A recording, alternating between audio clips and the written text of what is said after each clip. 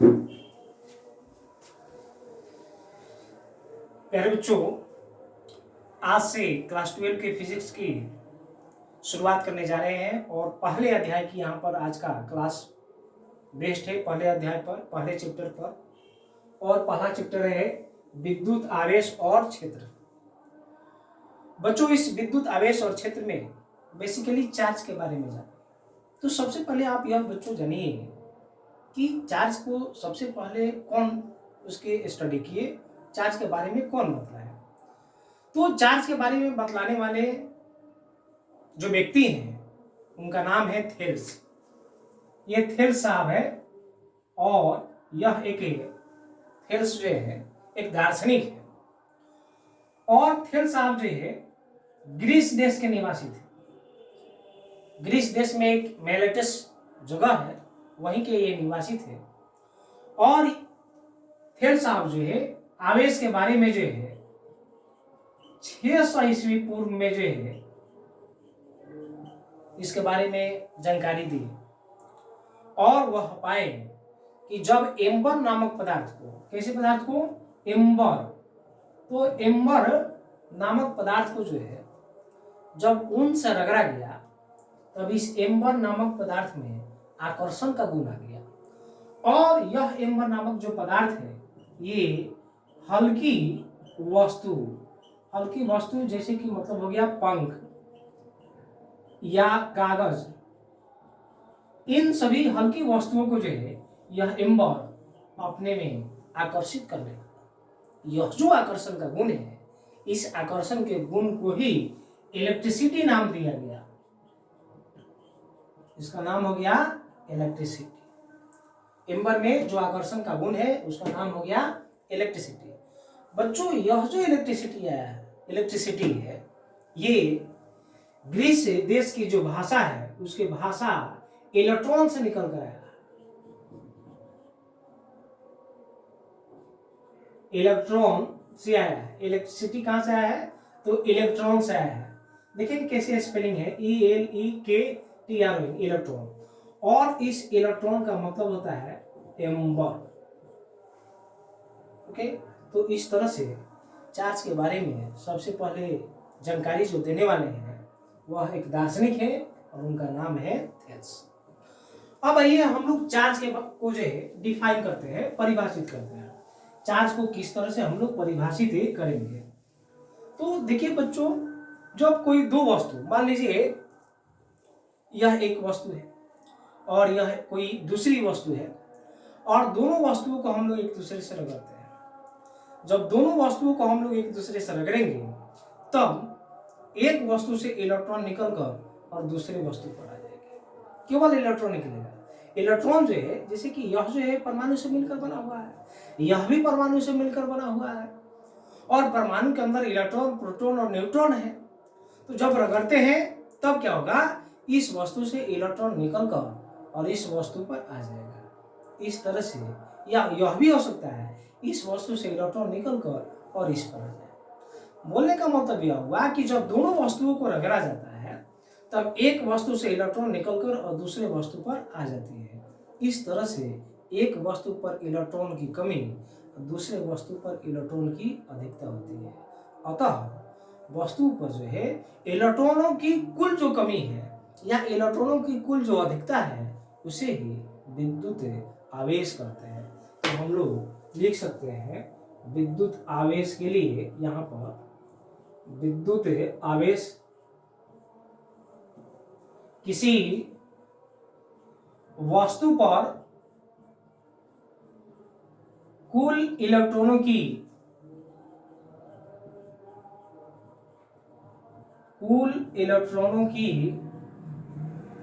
कमी या अधिकता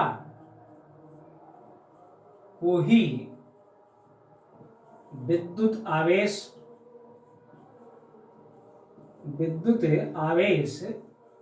कहते हैं। तो इस तरह से हम लोग यहाँ पर विद्युत आवेश को परिभाषित किए। अब यह जो विद्युत आवेश है, ये विद्युत आवेश दो प्रकार के होते हैं।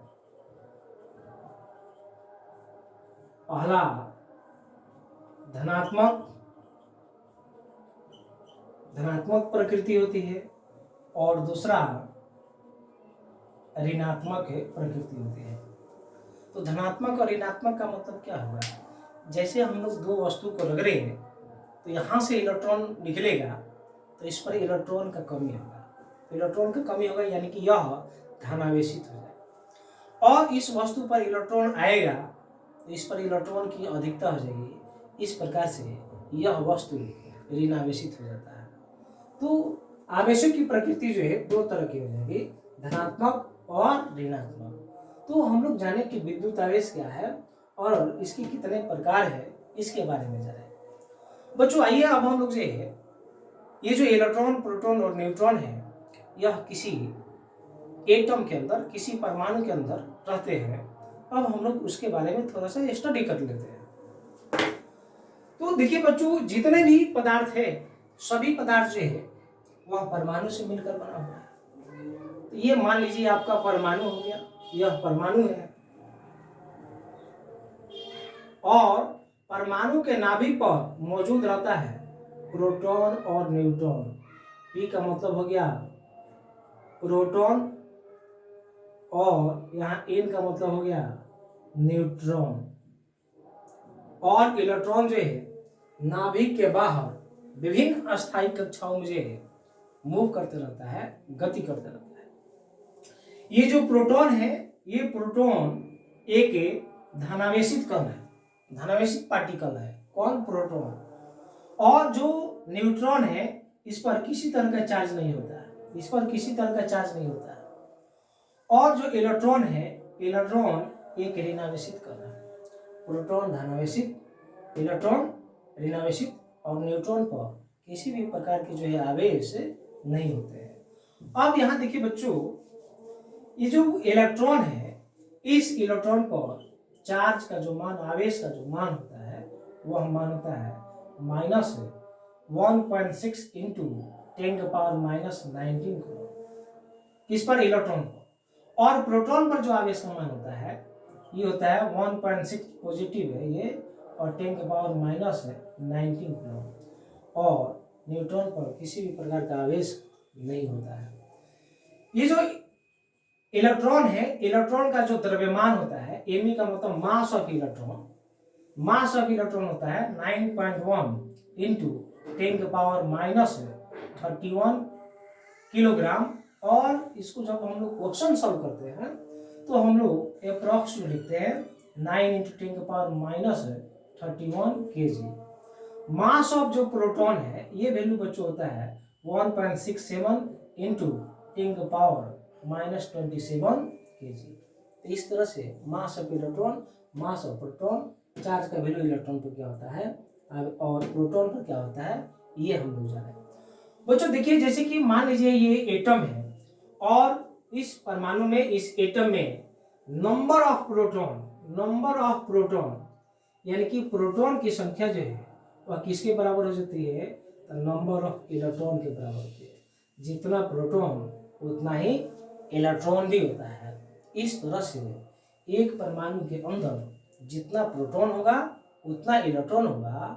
तो हर एक परमाणु अपने आप में न्यूट्रल होगा, उदासीन होगा, क्योंकि जो इलेक्ट्रॉन है उस पर ऋण आवेश, जो प्रोटॉन है उस पर धन आवेश, और दोनों का नंबर बराबर है। तो ये पॉजिटिव और नेगेटिव दोनों एक दूसरे को न्यूट्रलाइज कर देता है। इस तरह से प्रत्येक एटम अपने आप में उदासीन होते हैं।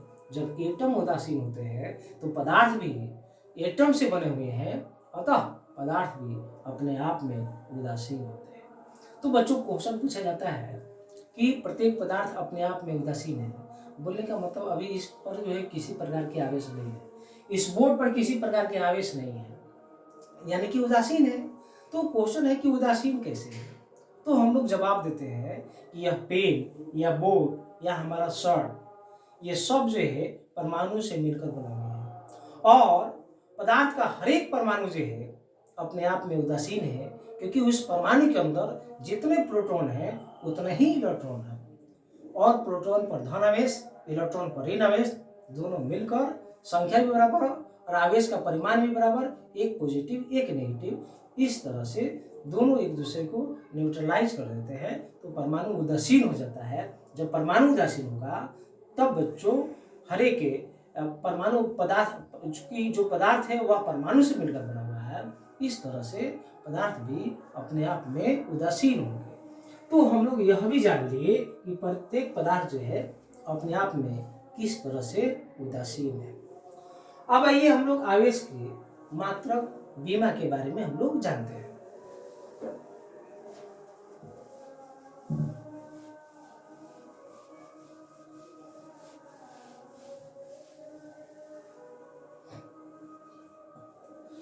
बच्चों आवेश के लिए हम लोग पहले फॉर्मूला लिखते हैं Q बराबर IT, नहीं, और ये चार्ज को हम लोग Q से रिप्रेजेंट करते हैं। आप स्मॉल भी लिख सकते हैं, कैपिटल भी लिख सकते हैं।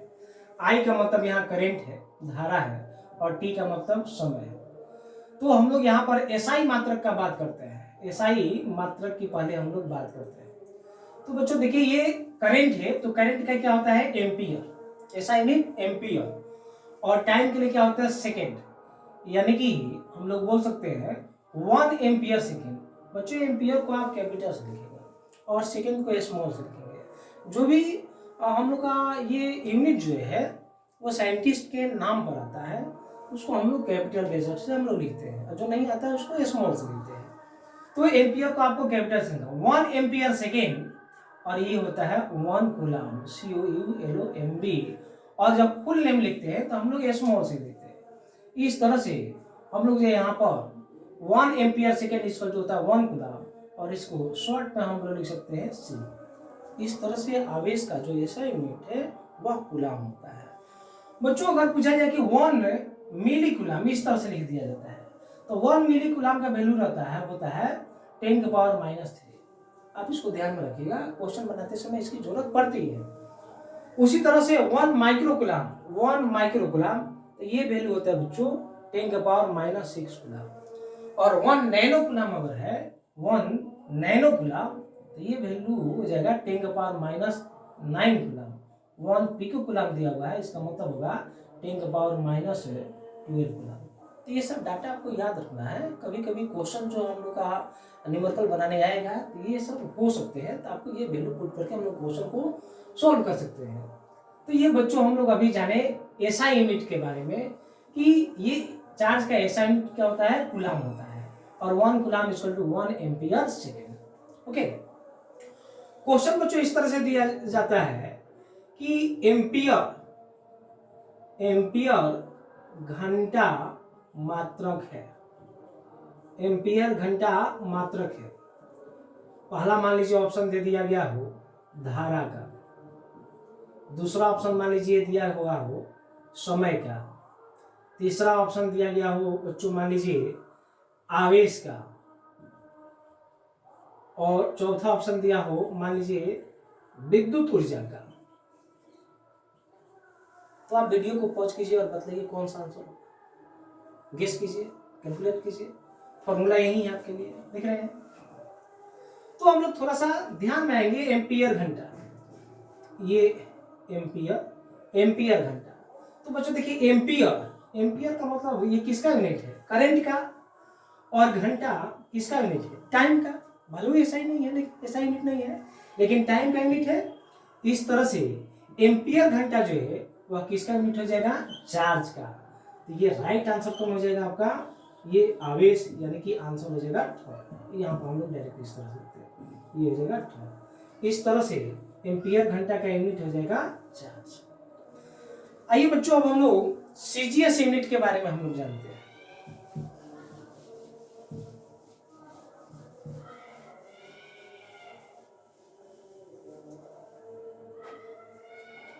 CGS यूनिट, CGS का मतलब हो गया सेंटीग्राम सेकेंड। तो CGS में पहला हम लोग लेते हैं ESU। ESU का फुल फॉर्म क्या होता है बच्चों, ESU का फुल फॉर्म है इलेक्ट्रो स्टैटिक यूनिट, नहीं, और इस ESU में जो है हम लोग चार्ज का जो CGS यूनिट है वह हम लोग लेते हैं स्टेट कूलम। ये होता है स्टेट कूलम, और शॉर्ट में हम लोग इसको बोलते हैं स्टेट कूलम। ओके, और इसे फ्रैंकलिन भी बोला जाता है, इसे हम लोग फ्रैंकलिन फ्रैंकलिन भी बोलते हैं, और हिंदी में इसको ऐसे लिख सकते हैं स्टेट कूलम। तो सीजीएस यूनिट पूछा जाए ईएसयू के फॉर्म में तो आपको बताना है क्या हो जाएगा, स्टेट कूलम या फ्रैंकलिन भी बोलते हैं, ज़्यादा पॉपुलर आपका यही है स्टेट कूलम।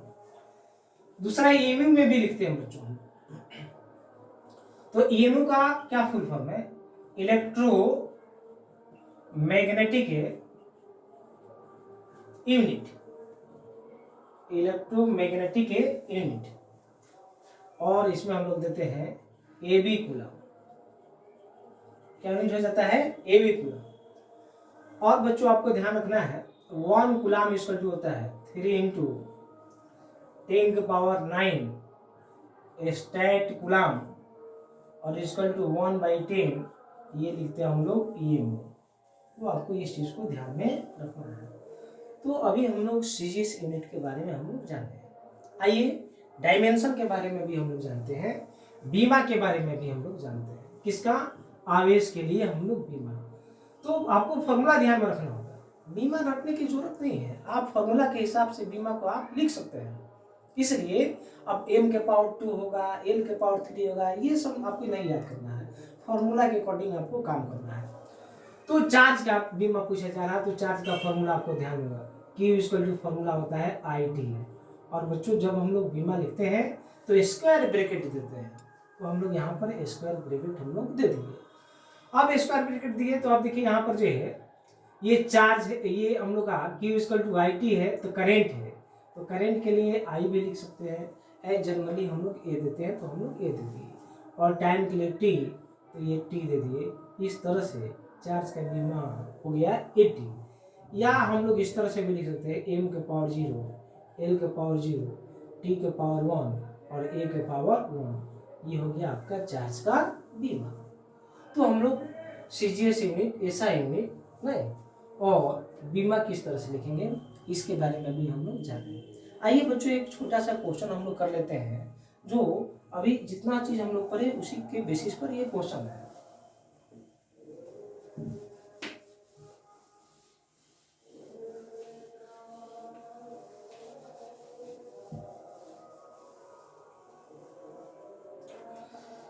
बच्चों मान लीजिए क्वेश्चन हम लोग का इस तरह से दिया हुआ है,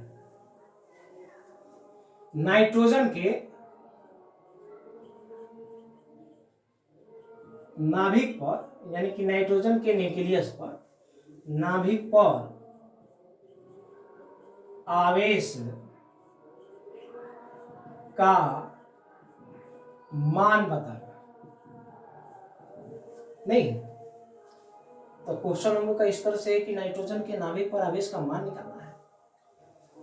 तो देखिए बच्चों यहां पर जिसे मान लीजिए, पहले इसका थ्योरी जान लीजिए आप, इस क्वेश्चन को कैसे हम लोग टेकल करेंगे, कैसे हम लोग सॉल्व करेंगे।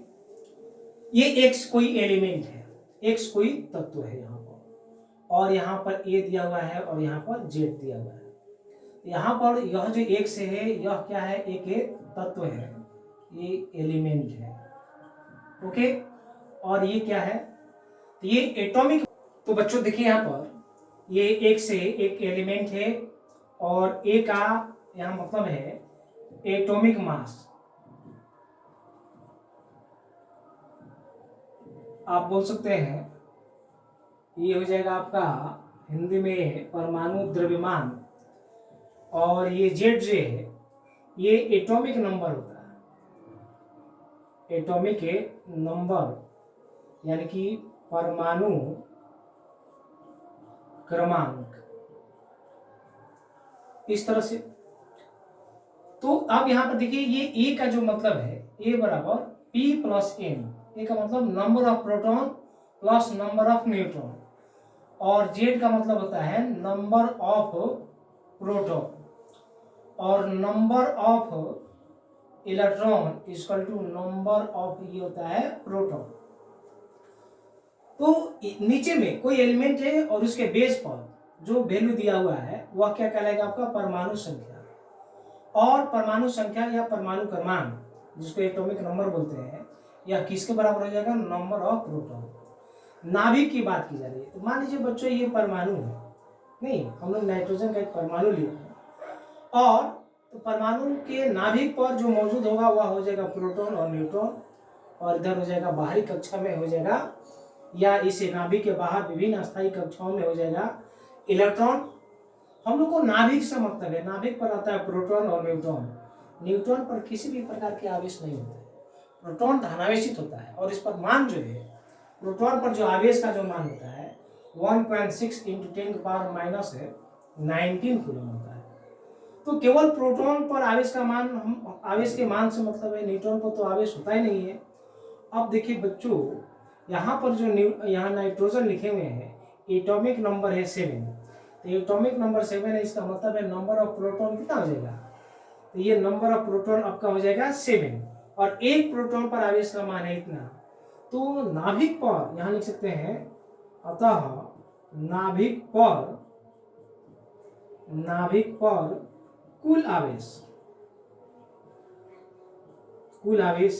तो एक आवेश का मान प्रोटॉन पर जो है आवेश का मान होता है इतना, और 7 प्रोटॉन है, तो ये मान हो जाएगा 1.6 × 10⁻19 कूलम × 7, ये आवेश के मान होगा। इसको मल्टीप्लाई करेंगे 11.2, 16 × 7 तो 112, और एक पॉइंट के बाद डेसिमल हम लोग दे देंगे एक डिजिट के बाद से, और ये 10⁻19 कूलम। इस तरह से नाइट्रोजन के नाभिक पर आवेश का मान कितना हो जाता है। एक चीज आप यह भी जानिए बच्चों,